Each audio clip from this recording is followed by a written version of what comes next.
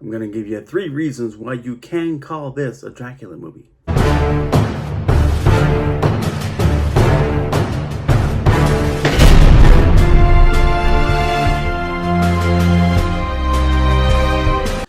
Welcome to my channel, KC, that's me, Carrie Chuck, the Slight Storyteller.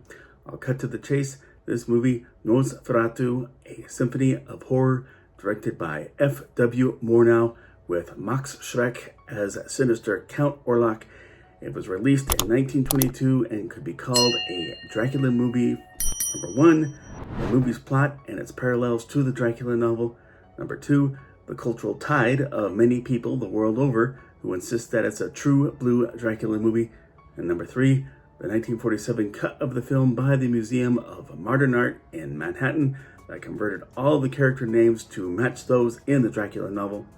And it's well known that while the filmmakers made considerable changes to the story in making this film, Florence Balcombe, widow of Dracula author Bram Stoker, successfully sued the production, and all prints were ordered to be destroyed.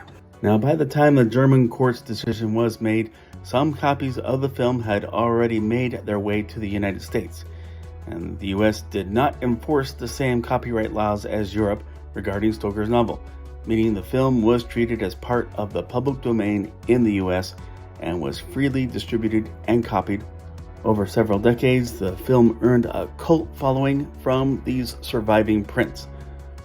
When the copyright for Dracula expired in Europe in the 1960s, the legal issues surrounding Nosferatu were completely lifted. Now, while I'm at it, as many videos as I've been making about intellectual properties, particularly movies that have fallen into the public domain, I better make some overdue clarification. It is nigh impossible to watch a Nosferatu video that is truly in the public domain. Go ahead and query it here on YouTube, and you'll find several options for watching it.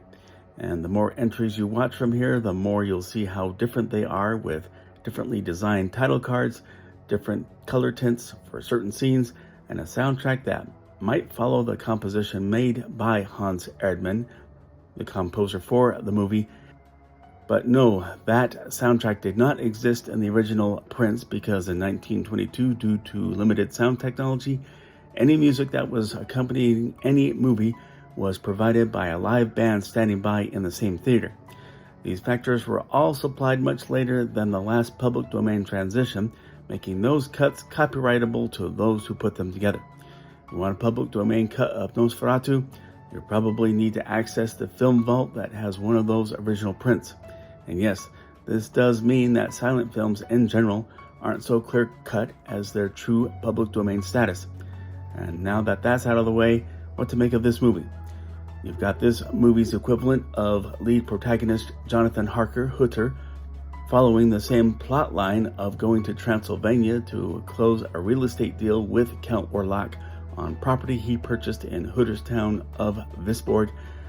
Hutter's boss, Knok, who sent him, is the movie's counterpart to the novel's Renfield, the man who somehow has been brainwashed to serve as the vampire's minion. The Transylvanian locals react the same way when Hutter says he's going to Count Orlok's castle. Count Orlok also disguised as the coachman when Hutter first meets him, and Hutter deals with all the creepiness of living in the hideous Count's castle. Among the differences between this movie's plot and the novels, those who are bitten by Count Orlok do not become vampires. Count Orlok does not morph into a bat nor any other animal. There's no analog character to the first bite victim of Dracula, Lucy Westenra. While in the Dracula novel, Mina Murray is bitten by Dracula, but is eventually cured, her Nosferatu analog, Ellen, sacrifices herself by allowing Count Orlok to suck all her blood, making him oblivious to sunrise, exposure of which causes his death, rather than Dracula's death in the novel by knives through the heart. And in this same process, this happens while still in the protagonist's hometown, and not after fleeing back to Transylvania like in the Dracula novel. But honestly, how much does Count Orlok look like Dracula in comparison to the general public's perception of Dracula? I'll go out on a limb here and show side-by-side pictures of Count Orlok with that quintessential Dracula image that permeated public consciousness in the film with Bela Lugosi and read Bram Stoker's actual words from the Dracula novel describing Count Dracula.